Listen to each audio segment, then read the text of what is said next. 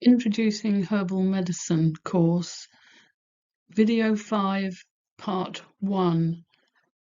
This is entitled Dysbiosis and Irritable Bowel Syndrome. So, a healthy gut microbiome, what is it?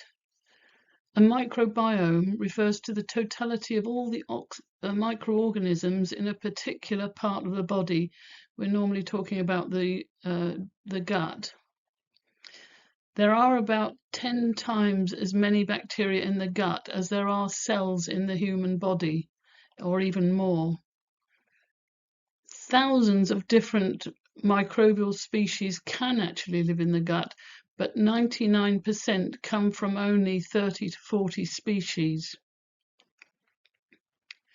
Even low numbers of pathogenic bacteria can speed up gut motility and cause diarrhea.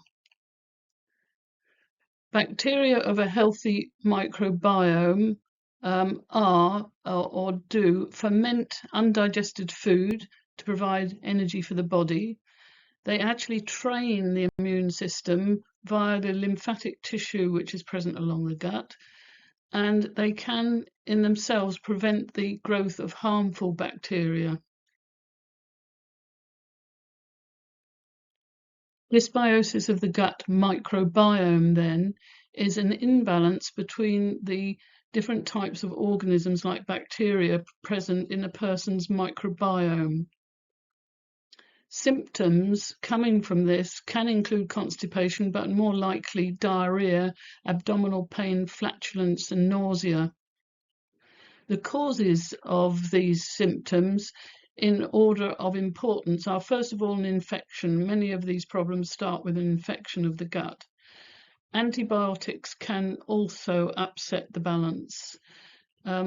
Decreased immune function on the part of the person as host immunity can make a big difference. And that's really where stress comes in as well. And there might be elements of food intolerance. Dysbiosis underlies irritable bowel syndrome and is increasingly associated with the onset of several diseases, including inflammatory bowel diseases like Crohn's disease and colitis. Also, obesity has been mentioned itself, and allergic and autoimmune disorders.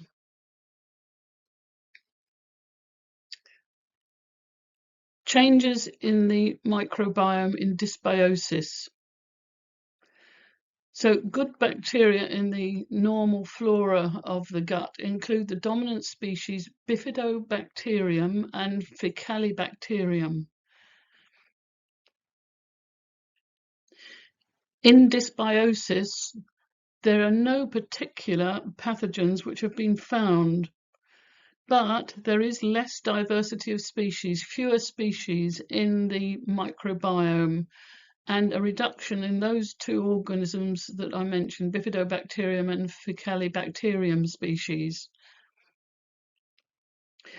Dysbiosis, or IBS, is often associated with the increase in bacteria that produce gas, which potentially can cause abdominal bloating and pain.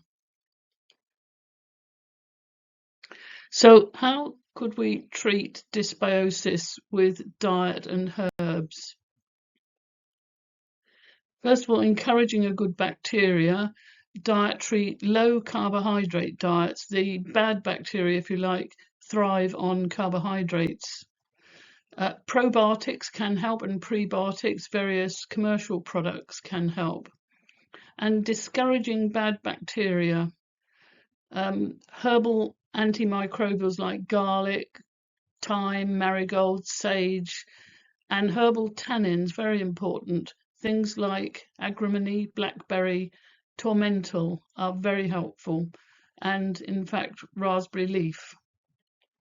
Relieving IBS symptoms, one group of herbs that can really help are herbal carminatives like chamomile, crampbark, peppermint, fennel, lemon balm, and it may be necessary to give liver support with milk thistle and dandelion. And then there are the anti-inflammatories, which can help to reduce inflammation along the wall of the intestine, like meadowsweet, chamomile. To summarize this then, the old adage that herbalists often quote is, if the gut's not right, the rest of the body's not right. And it's often worth following up on that. The balance of bacteria in the microbiome of the gut is hugely important for overall well-being, dealing with IBS and lowering risk of various diseases. The dynamics of the gut microbiome is hugely complex, and we're still far from fully understanding it, but progress is being made.